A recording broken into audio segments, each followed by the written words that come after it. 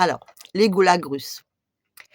Les goulags russes d'aujourd'hui, hein, ceux qui a priori officiellement n'existent plus, mais selon une grande chaîne de médias français, existent et ils sont absolument horribles et ils se trouvent très très très loin. Bah, ça c'est possible, parce qu'en Russie très loin c'est tout le temps, hein, donc tout est trop loin là-bas, mais bon. Donc les goulags, qui sont très loin en Sibérie, avec des conditions de vie insupportables, horribles, terribles. Et je vous donne un exemple donc, de la cruauté russe.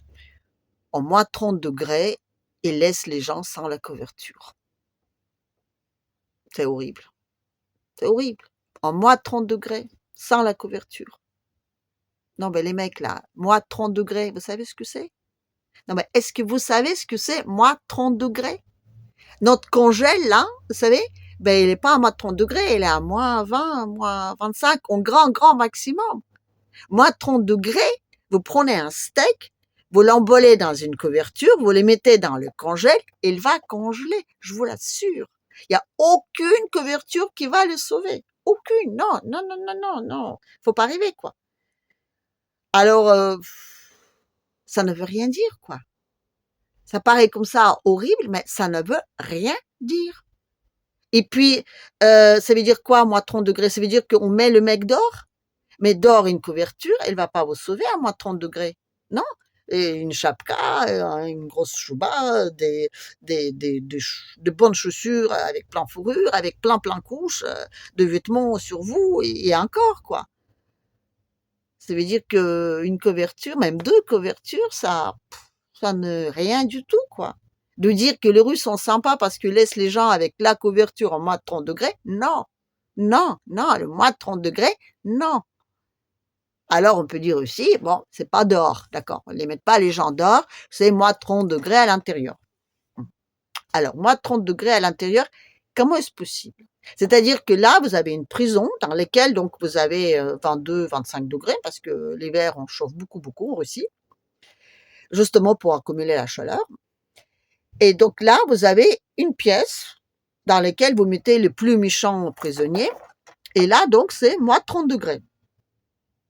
Mais encore une fois, ça veut dire quoi? -30° dans une pièce? Enfin, on n'est pas obligé d'avoir -30° dehors, hein, on n'a que juste le mettre dans un gros congélateur. On n'est même pas obligé d'avoir ça en goulag, hein. Donc on met les gens dans le -30° et ici sans couverture. Non mais c'est ridicule, quoi. Les mecs, c'est ridicule. Avant de rencontrer les horreurs, réfléchissez un peu. Dire qu'on met les gens nus à -30° dehors, on les oblige de rester comme ça sans bouger, et s'ils bougent, on leur balance de l'eau dessus.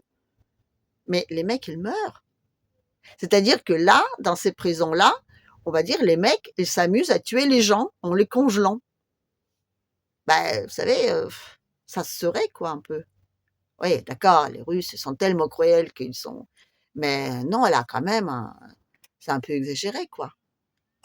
Et puis, on dit que c'est là que le pauvre monsieur Navalny se trouve aujourd'hui. Bon, c'est vrai que monsieur Navalny, pour moi, ça reste un peu une grande énigme. Bon, il paraît que c'est le numéro un de opposant politique russe, donc, ou Poutine. Alors, bon, soit, pourquoi pas, mais je vous conseille quand même, avant de répéter que oui, c'est l'opposant numéro un et tout ça, et puis qu'on est en train de le congeler avec -30° sans la couverture, d'aller voir son site.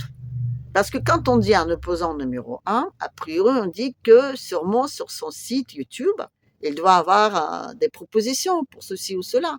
Je ne sais pas, moi, quand je regarde par exemple Asselineau ou de Polignan, il y a toujours des choses qui sont dites en disant que voilà, on fera ça avec l'Europe, on fera ça avec la guerre, on fera ça avec les retraites, tout ça. Enfin, il y a des propositions, comment dire. On n'est pas l'opposant juste parce que ça nous fait plaisir. Alors, quand on va voir le site de M. Navalny, on a donc des, des recherches, des trucs filmés avec plein d'explications au sujet tels que Poutine et son château. Alors, c'est un château qui s'est fait construire à l'exemple de grands châteaux versaillais, dans lesquels on n'a pas du tout la possibilité d'entrer, mais on a quand même pu obtenir les photos et tout, et puis on nous montre un truc extrêmement kitsch, avec des lits en bol d'aquin et tout, enfin bref, c'est bon, pourquoi pas. À la limite, bon, même s'il a un château, au moins c'est un château qui est construit en Russie, hein, parce que là, les oligarques anciens, eux, ils achetaient des trucs en étrangère, donc c'est l'argent qui partait de la Russie, là, au moins c'est en Russie. Mais bon, après, le château de Poutine, enfin, quoi ça lui sert d'avoir un château, il vit au Kremlin, enfin, je sais pas moi, bref, il a un château, hein. Il est président russe, il a toute la Russie, mais il faut qu'il ait un château. Et qui n'a pas du tout à son nom en plus, hein, parce que faut pas que ça se sache, hein. Et puis après, donc, il y a le bateau de Poutine. Alors, c'est un bateau qui est fait une pièce unique, hein. Il n'y a qu'un seul bateau dans le monde.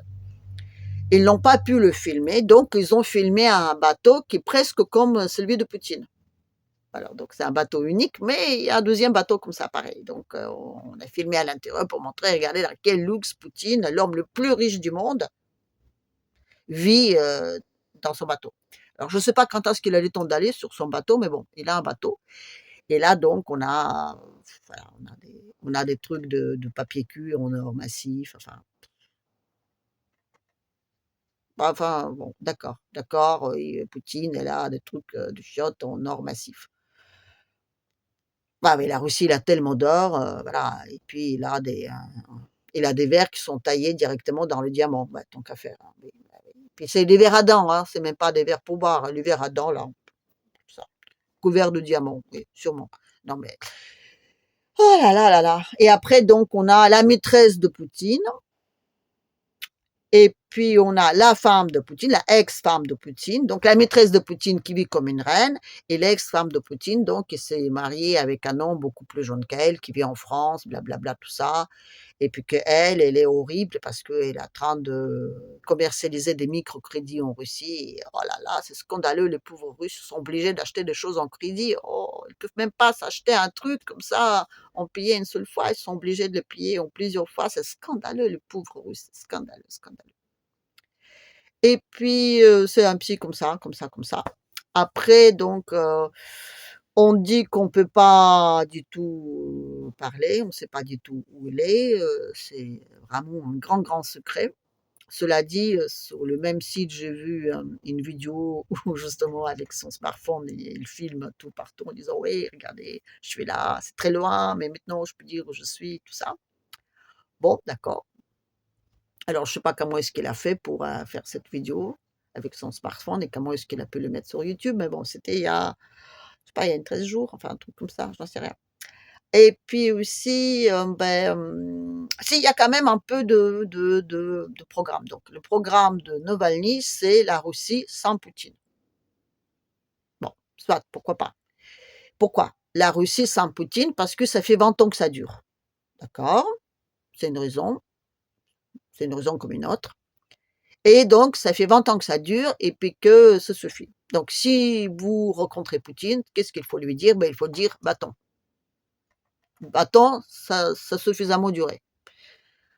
D'accord, bah alors, va-t'en et puis après, qu'est-ce qu'on fait avec, la guerre en Ukraine? Qu'est-ce qu'on fait avec l'Europe? Qu'est-ce qu'on fait avec les États-Unis? Qu'est-ce qu'on fait avec, les armes, nucléaires? Qu'est-ce qu'on fait avec la crise, en Nagorno-Karabakh? Qu'est-ce qu'on fait avec la Chine? Tout ça, on ne sait pas. Non, c'est un opposant numéro un et on ne sait rien. Alors on dit que oui, mais quand on est en Sibérie complètement, enfermé, on ne peut pas communiquer. Bon, déjà, il a quand même les gens qui sont dans son équipe, qui peuvent communiquer, eux, qui communiquent d'ailleurs, hein, communiquent justement en parlant à quel point ce pauvre petit malheureux est malheureux. Mais lui-même aussi, il communique puisqu'il arrive de montrer où il est avec voilà, son smartphone ou peut-être iPad, j'en sais rien. Enfin bref, un truc où il est tout content et puis il paraît pas du tout gelé, hein, je suis désolée, hein. Après, on peut ne pas me croire. Mais allez voir, tapez sur YouTube Navalny, allez le voir. Ce sera peut-être bien parce qu'au moins il mettrait peut-être quelque chose de sensé s'il y a plein de gens de l'Occident qui viennent regarder ce qu'il fait. Parce que là, je trouve que c'est un peu honteux. C'est même vexant. Parti communiste, par exemple, qui est aussi, et qui a quand même beaucoup, beaucoup, beaucoup plus de voix aux élections que M. Navalny, qui ne va même peut-être pas représenter 1%, j'en sais rien. Enfin, pourquoi lui, il est numéro 1 et pas les autres? Non, mais c'est vexant quand même.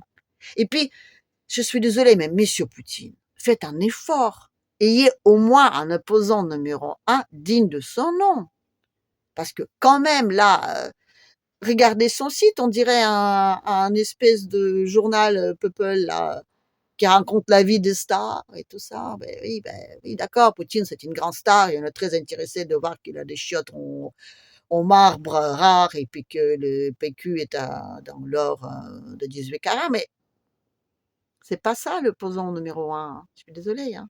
Et puis le goulag, d'accord, mais enfin, je veux bien hein, que c'est horrible, mais allez voir réellement ce que c'est, quoi. Dites les choses qui sont réelles, sensées. Parce que la couverture, là, c'est non, c'est ridicule, les mecs. C'est pas sérieux, c'est pas crédible. Voilà. Merci.